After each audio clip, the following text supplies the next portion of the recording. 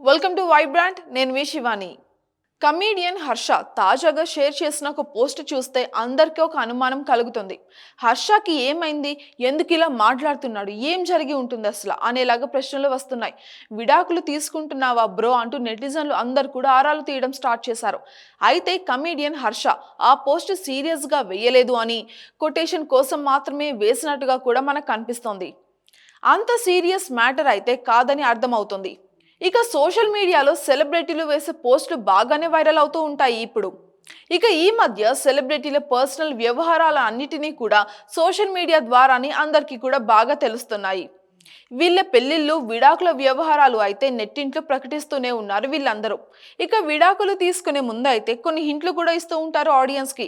Social media ఖాతాల పేర్లు మార్చుతారు, ఒకరినొకరు అన్ఫాలో అవుతూ ఉంటారు. ఆ తరువాత చివరకు విడాకులు ప్రకటిస్తూ ఉంటారు. ఇక తాజాగా కమీడియన్ హర్ష వేసిన పోస్ట్ కూడా అలాంటి అనుమానాలకి దారి తీసిందని చెప్పాలి.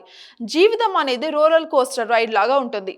అప్ అండ్ డౌన్స్ ఉంటాయి, లో అండ్ హైస్ కూడా ఉంటాయి, ఎగ్జైట్మెంట్ అండ్ యాంగ్జైటీ, భయం, థ్రిల్ ఇలాగా అన్నీ కూడా ఉంటాయి. ఏది నీ కంట్రోల్లో ఉండదు, మనల్ని ఆపేందుకు వస్తాయి. ఓ టైం తర్వాత అవి వెళ్ళిపోతాయి. అందుకే మనము బకిల్ పెట్టుకొని ఆ రైడ్ను ఎంజాయ్ చేస్తూ ఉండాలి అంతే. No expectations, no disappointment. జీవితం ఎలా వస్తే అలాగా, ఏది ఇస్తే అది తీసుకుంటూ వెళ్ళండి అంటూ ఒక పోస్ట్ అయితే వేశారు. ఇక ఈ పోస్ట్ని చూసిన వారంతా కూడా ఏం జరిగింది బ్రో అని తెగ అడిగేస్తున్నారు.